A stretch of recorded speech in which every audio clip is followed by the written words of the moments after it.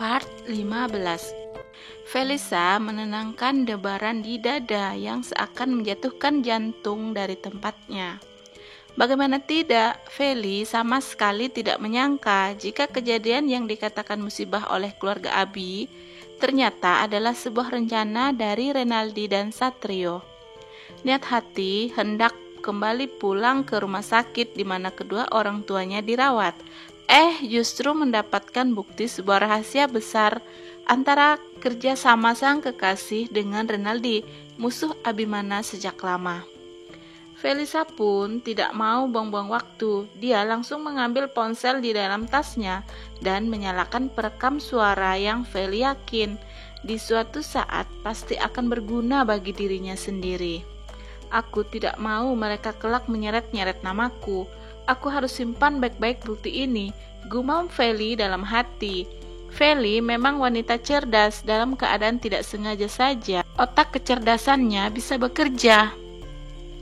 Ditambah lagi, Feli pada akhirnya tahu bagaimana sikap Satrio, pria yang selama ini ia puja-puji. Nggak nyangka Satrio licik seperti Renaldi, cicit Feli dalam hati. Istri pertama Abimana ini benar-benar tidak pernah menyangka jika sang kekasih bisa berbuat selicik ini. 1000 sesal pun mulai mengisi relung hatinya karena tidak bisa menerima Abimana yang sudah jelas-jelas sangat baik padanya. Meski tidak mencintai, namun perlakuan Abimana sangat baik pada dirinya. Bahkan pada saat dirinya berbuat kesalahan, Abimana tidak pernah memperlakukan dirinya selayaknya musuh. Kenapa aku terlalu bodoh menyia-nyiakan pria sebaik dan setampan Abimana? Tampan? Memang 11-12 sih. Menang modis doang Satrio mah. Mas Abi, maafin aku harus bisa mengambil hati Mas Abi kembali. Selama ini mama mertua ingin cucu kan? Ya, sepertinya aku harus mengabulkan keinginan keluarga Abi. Feli sibuk dengan pemikirannya untuk kembali memulai hubungan dengan Abimana dari nol. Sampai pada saat Abimana tepat berada di hadapannya dan menatap heran pada Feli. "Kamu masih di sini? Bukannya sudah dari tadi kamu izin pulang?" selidik Abimana yang terlanjur kepo dengan aktivitas Feli. Wanita yang bergelar sebagai istri pertamanya seorang Abimana itu pun terlonjak kaget. Tidak terkira dia sampai melepaskan ponsel yang sedari tadi dia genggam. Abimana sempat melirik kamera yang masih aktif di sana. Kedua alis Abi saling bertaut. Feli yang tersadar segera akan meraih ponselnya kembali yang sudah tergeletak di lantai. Namun dengan gerakan cepat Abimana mengambil duluan ponsel yang memang masih tergeletak di lantai. "Balikin mas," ucap Feli cepat. Dia bingung kalau sampai Abimana melihat rekaman yang tadi sempat dia ambil. Abimana menarik kembali ponsel Feli dan melihat-lihat dengan seksama antara ponsel lalu berpindah ke wajah Feli. Merasa ada kejanggalan yang terjadi, Abi pun berniat membuka ponsel Feli. Dia sudah bersiap menyentuh layar ponsel Feli yang sudah padam. Namun dengan cepat Feli kembali hendak merampas ponsel yang ada di dalam genggaman tangan Abimana. Beruntung Abimana gerak cepat menghindari tangan Feli. Hingga yang terjadi Feli hanya dapat memeluk tubuh Abimana. "Mas, balikin HP aku," ucap Feli lagi dengan nada sengaja dilembut-lembutkan. Dia seolah-olah tengah merengek pada Abimana.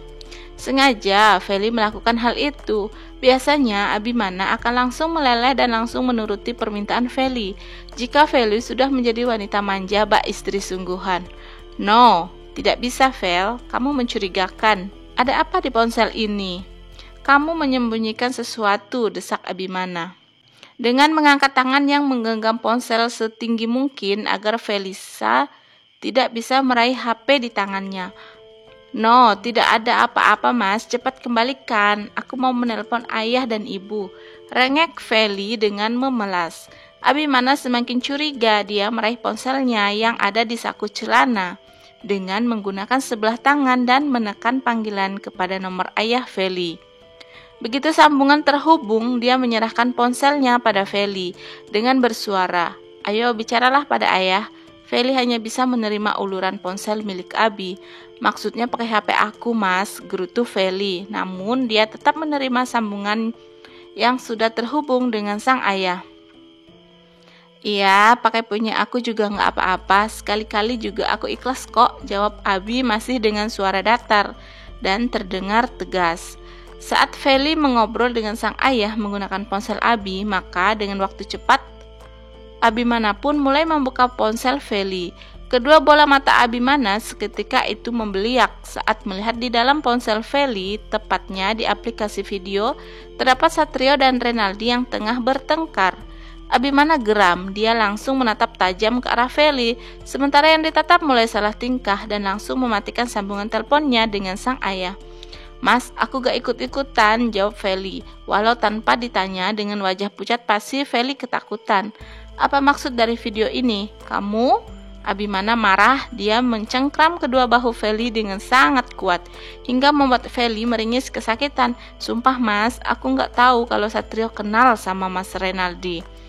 Aku bicara jujur mas, aku akui aku memang bukan wanita baik-baik, tapi aku gak senekat itu. Lagipun, apa alasan aku mencelakai Nafisa?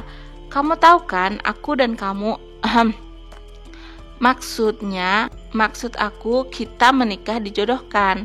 Jadi rasa cinta itu tidak ada. Buat apa aku menyakiti wanita yang kamu cintai mas? Kamu aja tidak pernah mempermasalahkan aku dan Satrio. Aku tahu diri lah mas, mana mungkin aku membuat orang sebaik kamu jadi membenci aku dengan mencelakai kesayangan kamu mas. Tuturnya panjang kali lebar meluapkan isi hati karena takut akan dituntut oleh Abimana. Abimana sesaat terdiam dan terlihat sedang berpikir. Oke, aku percaya, tapi kamu harus bantu aku menyelesaikan dua brengsek itu, jawab Abimana geram. Abimana meminta ponselnya dan langsung menyalin video yang ada di ponsel Feli. Dia mengirimkan video itu ke ponsel miliknya. Setelah selesai, barulah Abimana menyerahkan ponsel milik Feli yang dengan cepat segera menerimanya. Makasih mas, aku siap bantu kamu. Lagi pula, aku dan Satria sudah putus mas. Aku mau bilang makasih ya mas, kamu tetap mempertahankan aku sebagai istri pertamamu.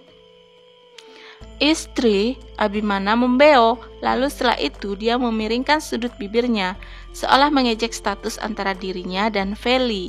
Situasi itu pun membuat Abimana terkekeh, lalu dengan santainya Feli ikut tertawa bersama dengan Abimana. Keduanya sama-sama tertawa mengejek hubungan keduanya. Tapi mas, kita sudah impas, kamu sudah membalasku dengan menikahi Nafisa. Jadi kita sama-sama buruk mas, sudahlah lupakan itu. Aku sudah menerima Nafisa sebagai adik maduku. Kapan-kapan kita kenalin sama ayah dan ibu ya mas.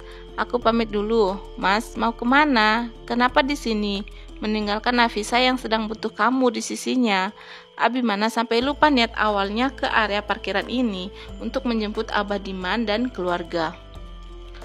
Oh iya, aku mau jemput keluarga Nafisa. Makasih ya Vel, sudah mengingatkan aku. Terima kasih juga sudah mau kerjasama denganku. Abimana mengulurkan tangannya untuk menjabat Feli. Namun ternyata di luar dugaan, Feli langsung memeluk tubuh tegap berisi Abi. Dia dengan bahagianya memeluk Abimana yang terlihat memaku, seakan tidak menyangka semua ini yang justru terjadi.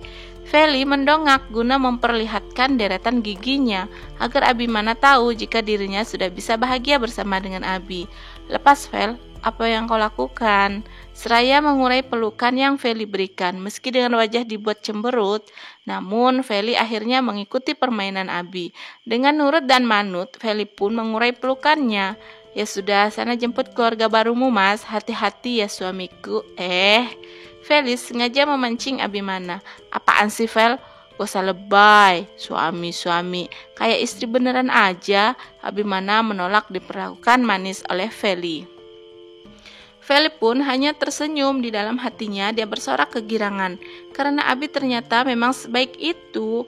Wanita itu pun masuk ke dalam mobilnya. Begitu juga dengan Abimana.